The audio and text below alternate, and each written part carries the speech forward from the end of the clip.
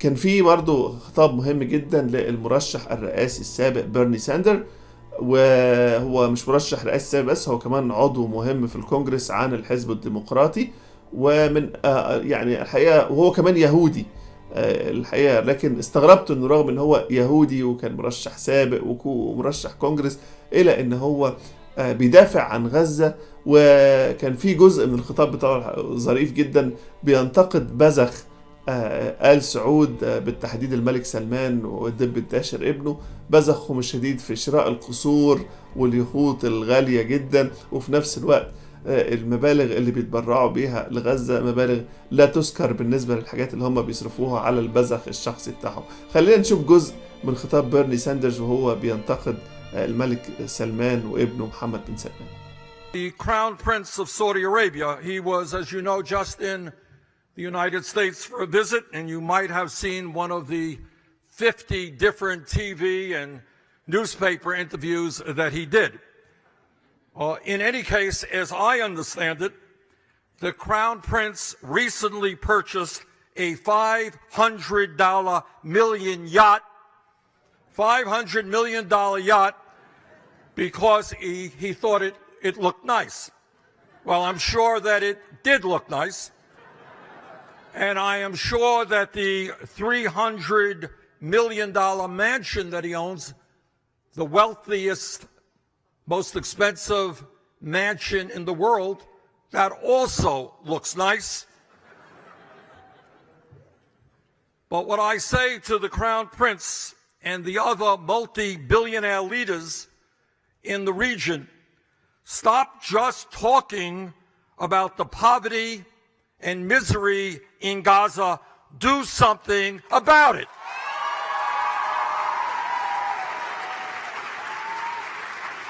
Now, I read the other day that the Saudi king pledged $50 million to UNRWA, which is the UN agency that works with Palestinian refugees. And $50 million is not a small sum of money. But let us not forget that that is 10% of what the Crown Prince paid for his yacht. تخيل بقى ان اللي بيقول الكلام ده هو واحد يهودي وكان مرشح في الرئاسة وعضو في الكونجرس الأمريكي وبيدافع عن غزة، والعرب المسلمين آل سعود اللي هم يعني المفروض يعني يدافعوا هم أكتر عن القضية، يبقى موقفهم مخزي لهذا الحد، وتلاقي برني ساندر ينتقدهم.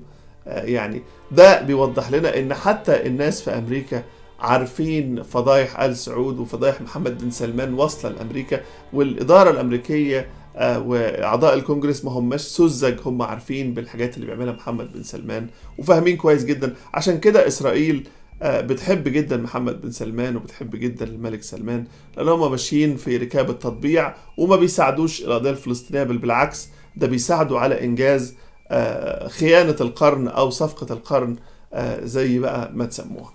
عايز أكمل مع حضراتكم جزء برضو مهم من تقرير السيناتور برني ساندرز عن الوضع الكارثي اللي وصلت له غزة واللي اتقال في الكونجرس الأمريكي. خلينا نشوف جزء من الحوار ده مع بعض. After being blockaded for over a decade, the situation in Gaza is now a humanitarian disaster.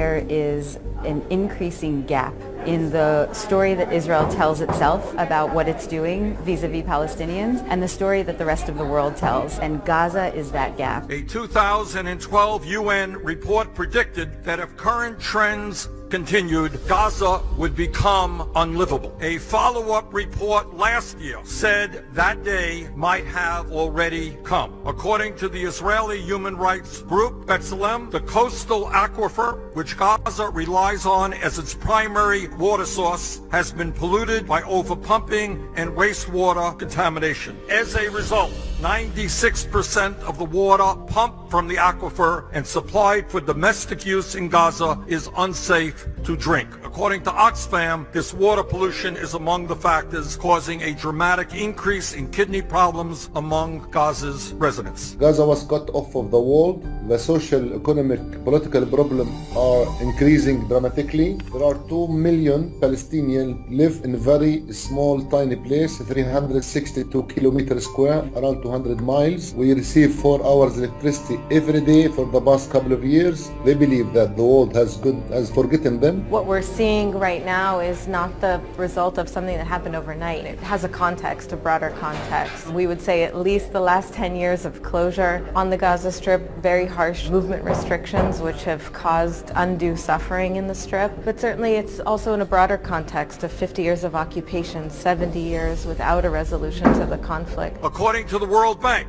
nearly 80% of Gaza's residents receive some form of humanitarian aid. Unemployment is over 40%. Among the young people, it is even higher, nearly 60%. It is hard for me to imagine how peace and stability will come to an area where so many young people have given up hope for a decent future. This is an issue we must address.